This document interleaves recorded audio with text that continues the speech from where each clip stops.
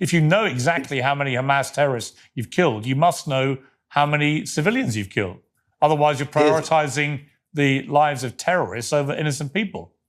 Piers, with respect, don't put words into my mouth, please. I didn't say exactly 14,000. I said around 14,000. Whereas Hamas will come out with precise numbers that statisticians will look at. Give me a ballpark number for civilians.